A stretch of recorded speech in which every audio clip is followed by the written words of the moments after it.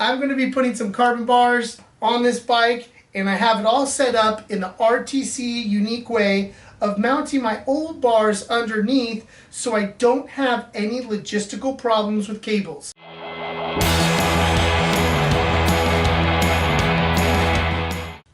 Whether by choice or by accident, upgrading your handlebars is one of the best decisions you could make for your mountain bike. This one was by accident and it was horrible.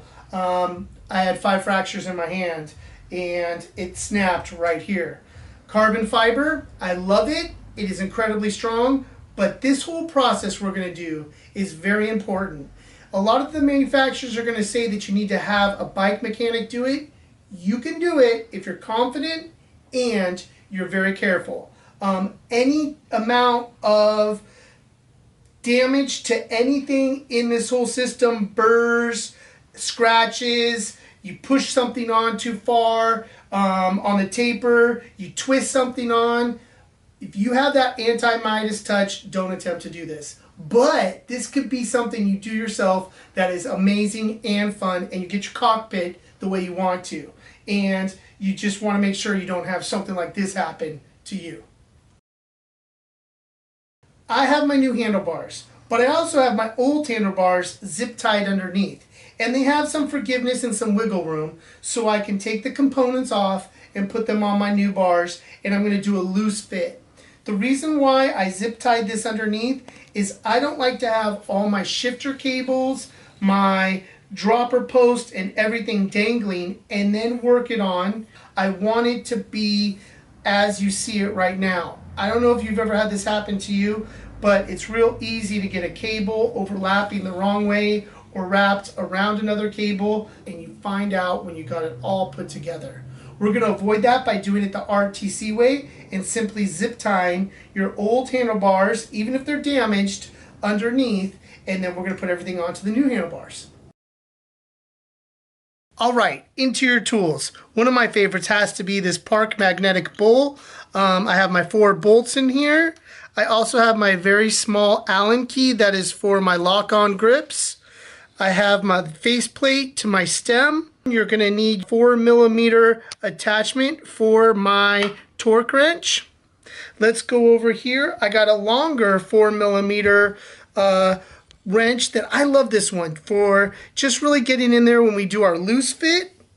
If you have a dropper seat post, you're going to need a Torx T25. I like to have different kinds of rags on hand. I have a cleaning rag. I have a lint-free rag. Also a cleaner. If you're doing carbon bars, you got to make sure that it is carbon safe, and this Pedro's Green Fizz is. When you're looking for burrs, or if you cut your handlebars, you're going to need, I like to start off with a medium grit. I love these spongy ones, especially for something round to get in there. Round sanding, medium, and then you're going to need to get it fine. Now, if you do cut your handlebars, you are going to need tape. I don't recommend cutting carbon bars. I recommend getting them the length that you need, but if you need to, you're going to need to tape it as such, finding where, what length you like, and then cutting it. I didn't tape that perfectly because I'm not going to do that. Last thing, Loctite, the blue Loctite on the tip of each of your 4 bolts. You may want to use friction paste. I don't personally like to use friction paste on this job, but you may want to. And of course, if you were cutting your handlebars, you are going to need a vise. Oh, zip ties. Zip ties to do it the RTC way, which we're going to show you. A torque wrench is great for carbon bars, and you want to treat your torque wrench good by putting it underneath your workspace. If you have a small workspace, or if you have a big workspace, you can put it somewhere safe, but if you drop it, it'll be out of calibration. A lot of us are very comfortable working in a bike stand, but I have found for some things, especially when you're going to be working in the cockpit and adjusting your cockpit, that these wheel stands are incredibly wonderful to have. They were very inexpensive and they are portable, and I love having them, and they're going to be ideal for this project. One of the amazing things about carbon is its strength, but something very small can ruin its structural integrity. That's why cleaning and inspection is so important. even from shipping and handling, coming from a former forklift driver. I am going to look at the product itself. I will tell you a big key, checking out the box. If you look at the box and you see any damage, that might be where you want to look at on these bars. Yeah, these came with a plastic insert, but it didn't come with any foam or anything else. So when I inspect, I also need to inspect these bars themselves very carefully and make sure that there is nothing, any defects or anything that is wrong with this bar that can lead to catastrophic failure. I have new grips as well that I'm putting on this one. I got my Oury lock-ons. I'm going to clean and inspect and make sure there's no burrs on the inside of these. I've seen that on other lock-on grips as well.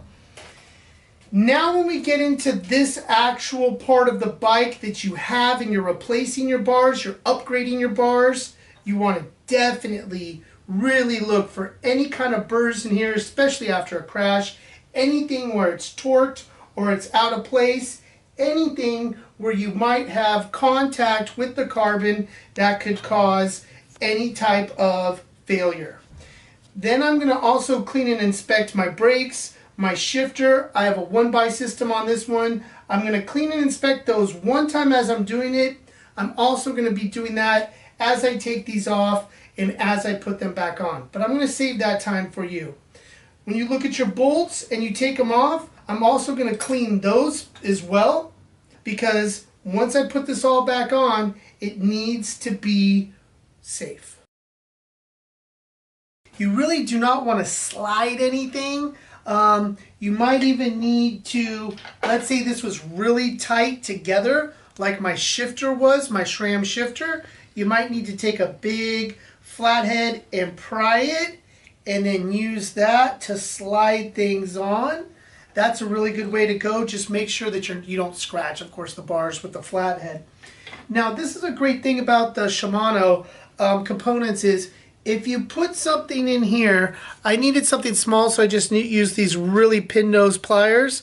I push it, and then that will open this up. I had to push it down and then back up. Now it's open, and that's so beautiful because after I go through and make sure it's really clean, I just want to make sure there's no grit, not anything in there. Now when I put it back on, I just wrap it, and I can wrap it back together, and I'm not sliding around on the bar. That's crucial. Alright, loose tightening is an art. As I'm looking at this side, I really liked it, and I'm trying to mirror that. Really having your levers, what's good for you is important, and your riding stance. Like right now my saddle is in more of my downhill jumping position rather than my climbing position, and that's actually the most important position for me on this bike. So I'm feeling my levers and I like it. If it's too far, you're going to be working your tendons a lot. If it's too far up this way, that's not good either. You want to make your brakes work the best possible where you're actually the most comfortable with your hands. Everybody's hands are different too. So right now everything's loose. It's snug, but it's not tight. Now I take a moment as I'm looking in the cockpit, and I really feel like these levers are where I want them to be. So I can take this guy. This is just enough to keep it where it's at. Now as far as my actuator goes, you want to have that as close to your hand as possible, or your grip. I'm actually going to get out of the saddle right now and tighten those two up. My bar is where I wanted. It took me a while to get that kind of situated to where I felt like my sweep was where I like it. The rise and the sweep back is where I like it. It's really coming together, and I'm almost finished with the loose tightening. Then we're going to go to the final tightening. And always remember, just like when you're changing a tire, that you want to tighten your bolts in an X pattern, and you really want to make sure you're watching the gap as you're doing that, that the gap on the bottom and the gap on the top is equal. Some manufacturers are different. Pay attention to your setup and make sure you're tightening it the right way according to the manufacturer's requirements. And Right now everything's just snug but not finally tight. Alright, here we go for the torque wrench in the X pattern. My last tightened one. And then I'm going to go to just 6 Newton meters. Tightening, tightening.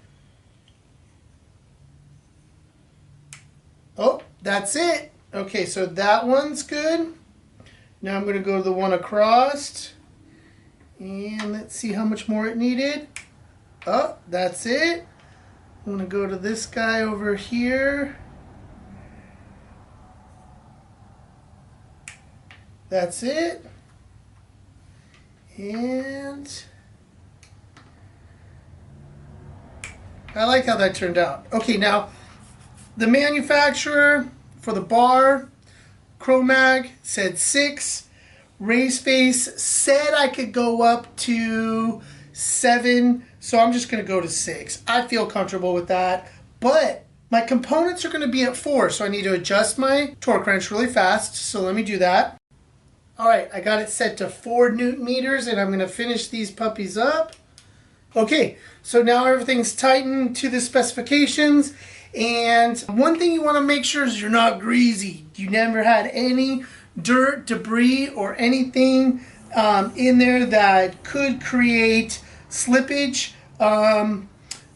You also might have wanted to use friction paste on the inside of here or on your components. I choose not to, and I'm happy to say that this puppy is there, and I cannot wait to shred it. So I'm going to give it a test ride, feel it out, and then I'm going to go through and recheck everything with this. Once again, thank you for watching Ride the Chaos and how I did this. All my cables came out perfect. I'm so stoked I can just get out there and ride. And thank you for watching. And please subscribe to Ride the Chaos. Yeah!